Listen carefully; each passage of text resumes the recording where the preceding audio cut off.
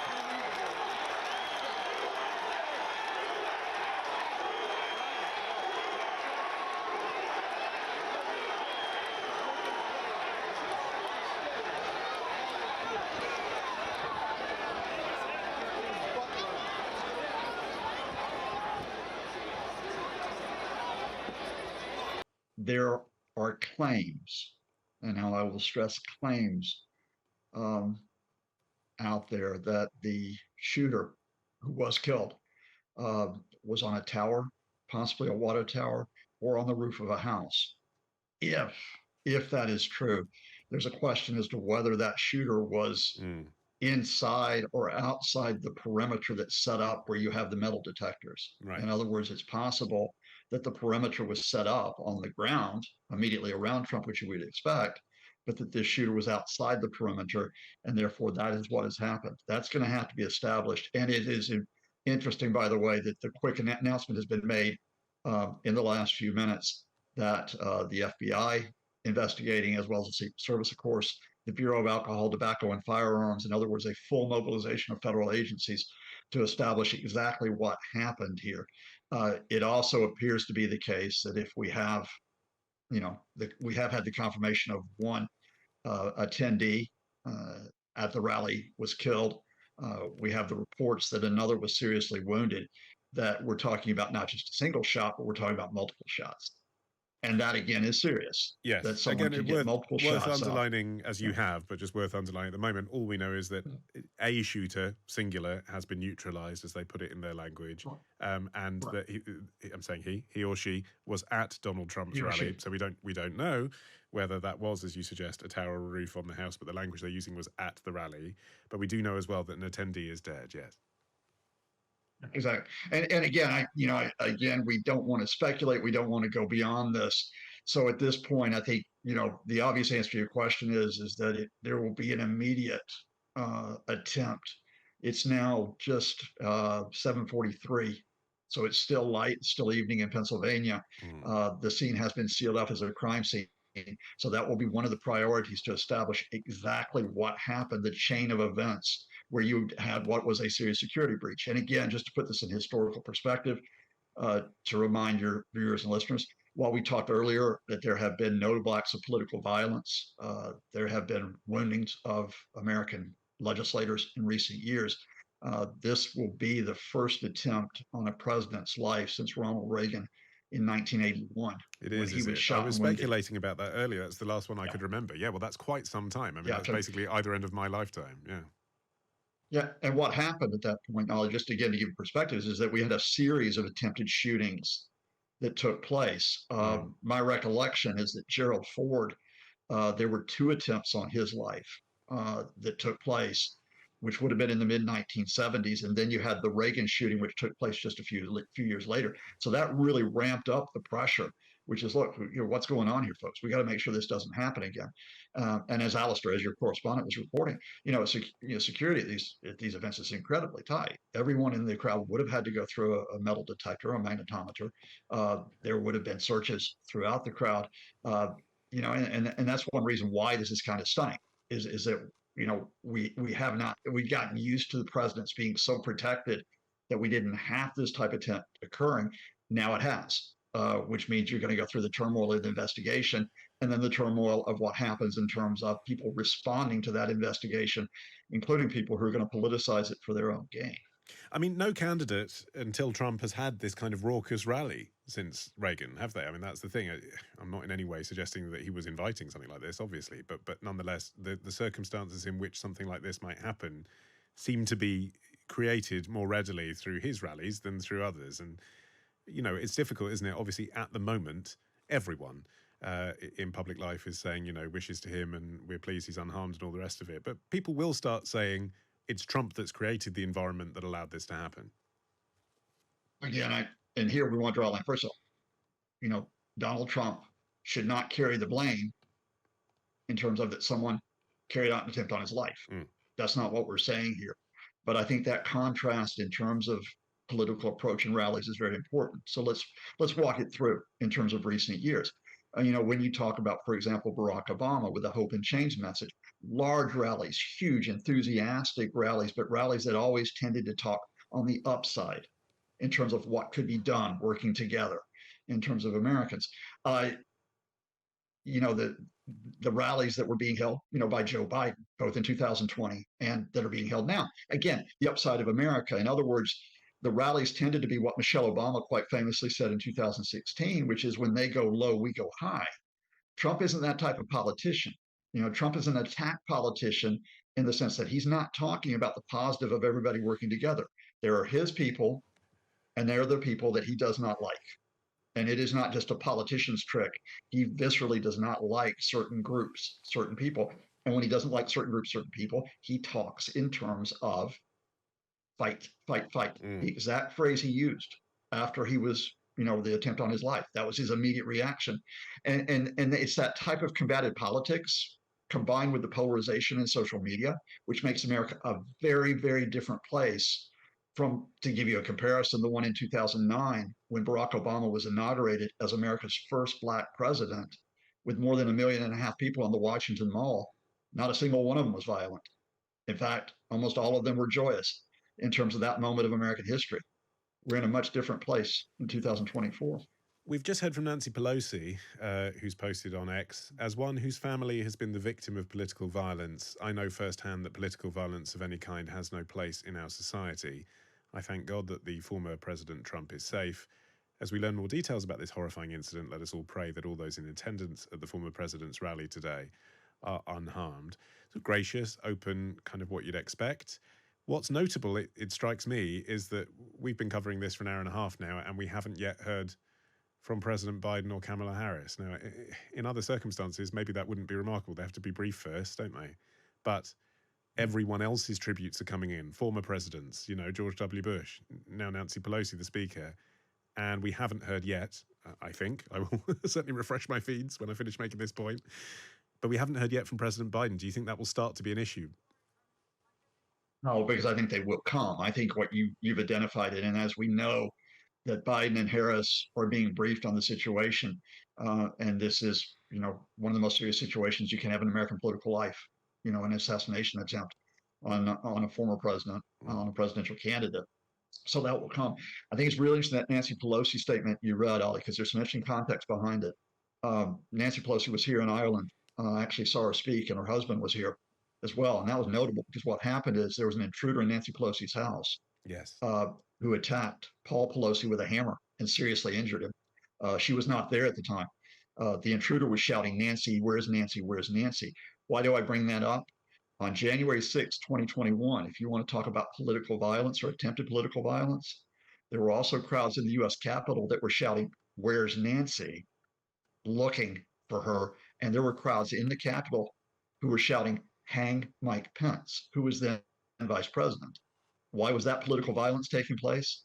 Well, you know the answer to that, because those people in the Capitol wanted the 2020 election overturned. Whether or not Donald Trump was responsible for inciting them, again, another marker of how America is very, very different now in the years up to these events that we saw today.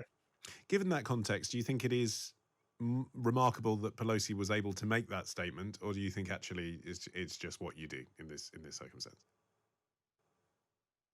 I think it's both. I think Nancy Pelosi is a politician who knows, like others are coming out, which says it's the priority has to be to get out front on this, to condemn political violence, to wish the best for Donald Trump, to wish the best for those who were in the crowd. That is what should be done. It should be done as a human being, not just as a politician. But it's also the fact of Nancy Pelosi, who, we've been talking about age quite a bit in this campaign. And Nancy Pelosi's in her 80s, 84, I believe, and still extremely sharp. Just recently stepped down as House Speaker. She will already be up to speed in terms of the politics around this event and in terms of the serious issues it raises, because it raises issues, by the way, for something else, which has not been mentioned yet tonight, which is gun control. Yes.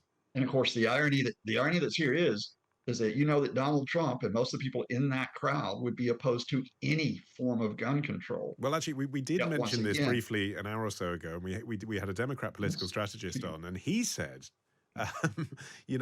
obviously, this isn't going to be a discussion about the right to bear arms because everyone sensible agrees with that. And I was thinking that's such a shift, isn't it, to what we have here in the United Kingdom, where it is not the case that everyone sensible agrees with that. That's the bit that people think needs to be looked at, but there's no one saying that they should look at that. I mean, I know that it comes up time and again, but what conversation do you think could be enabled? It's not going to happen here because, again, the people who logically could come out and say, look, we really should start thinking about gun control here would be Donald Trump and the people around him, because he was the target today. But Trump has built his political career in part, as indeed many Republicans, many Trumpists, I should say, on being fiercely against even limited checks on guns. So it's not going to come from that wing. The Democrats are not going to call for gun control because it'll look like they're politicizing the incident to try to, to advance that cause, even though it's one that should be advanced. The fact of the matter is that part of the reason why America is a very violent place, not just for a former president, not just for the people in the crowd, for anyone in the States, is because it is a country which is awash with guns. And within the past 20 years, those limited checks that we did have on them have been swept away, either by politicians or by the Supreme Court. And when you talk about making political advantage, I mean, we were discussing earlier the image. And again, extraordinary when there are moving images of a former president being shot at, which are being rolled continuously across the news. And yet the image that's already, I think, this event is being distilled down into is Trump with his fist pumped in the air, being wheeled into his motorcade by the Secret Service with the American flag, it just so happens, billowing behind him in the wind. I mean, it's a very striking image. And it's been tweeted or X'd or posted on X, whatever the phrase is used now, by Donald Trump Jr. In the last 15 minutes with the caption, "He'll never stop fighting to save America." I mean, when your own father's just been shot, that's an extraordinary reaction, isn't it? No, it's not extraordinary because it's Donald Trump Jr. And again, the whole Trump ethos, which has been there when he was in business, it's been there since he was a politician, while he was president, while he was a candidate, is we make this into us versus them. We make this into two very, very different camps. There's the camp who is with us, make America great again, MAGA. And then there's the camp that we're going to use as the enemy, and we're going to build that up. I mean, to be fair, they were the actual enemy. Assuming it was a genuine assassination attempt, they were the enemy today, weren't they? I mean, we don't know their motives. But the question here is we don't know who the shooter is, right? So we don't know who the shooter is. We don't know what the motivation is. We don't know anything about the shooter's background, but listen to what you got from your reports, from Alistair, from your correspondent, from Tom Newton-Dunn, who was there, that the immediate reaction of the crowd was to say this was the fault of the enemy, which was the media or Joe Biden or Democrats. That's the immediate visceral reaction. And when Donald Trump Jr. goes out to tweet this immediately, he knows that. He knows that you just stoke up the idea that there are lots of enemies out there, not just a single shooter, whatever causes. I mean, the horror here and the political horror here is that whoever this shooter is, whatever the motive is that shooter, in this horrible, misguided, deluded, uh, I don't want to say evil, but yeah, close to evil way, has just played into Trump's narrative. They've just given Trump the rationale to stoke up the calls to go after enemies. And I'm going to add one more stinger now because we can look ahead to this and so on. Donald Trump has said that on day one of becoming president in January 2025, if he wins the elections, he will act like a dictator. Yes, he has. Yeah. He has said he will go after his political enemies. Project 2025, which is something we were going to talk about before the events that happened tonight, Yeah. is a blueprint for packing American agencies to go after perceived political enemies. Yeah, I mean, just Now, what do you briefly on think is that, going to because happen? to be fair, if we were having a fuller discussion, we'd have dealt with this context. Yeah. But Project 2025, for Yeah. listeners that haven't encountered that phrase, is a blueprint that was established by the Heritage Foundation, which is a think tank with links to Trump. And in it suggests giving the next Republican president, whoever that might be, unlimited powers compared to what's gone before, something closer to a dictatorship than a democracy compared to what's gone before. And the Democrats have been really weaponizing that this week to say, this is Trump's intention, this is what he's going to do. So, yeah, I just wanted to provide that context for listeners who haven't heard of it. Yeah, and Ollie, just before we come up top of the hour, I'm going to go there in terms of something for people to consider. Back in the 1930s, and now I'm going to preface this by saying that Donald Trump is not Adolf Hitler. I'm not saying he's Adolf Hitler. But in the 1930s, when Adolf Hitler wanted to expand his power in Germany, when he wanted to become effectively an autocrat or a dictator, there was a fire at the Reichstag. To this day, we don't know who set the fire that burned that German legislative building down. What we do know is that Hitler immediately used that episode to enact enabling decrees, to effectively shut down the German parliament and to effectively establish the beginnings of what would become his autocratic rule. Okay, but even if you're not making a comparison between Trump and Hitler, you're still suggesting that there might be an argument that this is some sort of inside job. It's too soon to say anything along those lines. No. I'm not saying inside job. People may insinuate that from what you're saying.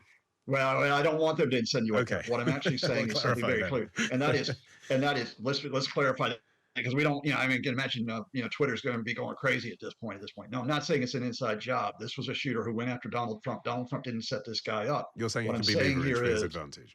What I'm saying here is, just as Hitler leveraged that act of political violence in the 1930s for his own power, you can have the opportunity for Trump to leverage this for his power, should he choose to go that route, which he's indicated he will do so, because almost every Trump act when he becomes president, if he becomes president, is going to use this episode as a premise for why he has to take on more power. Very briefly as well, is there a danger here for Biden that he reacts to this in a way that doesn't meet the occasion, and that really doubles down on all of the issues around his cognitive abilities this week? Good Lord. I mean, this is like the perfect storm now that, you and I have been dealing with this for days, which is, it was a feeding frenzy about whether Joe, was actually mentally or physically capable of campaigning. The interesting thing is that in the past 48 hours, despite two gaffes that overshadowed his speeches, Biden actually has been back fairly detailed, both detailed speeches and presentations, both at the NATO summit and then at a rally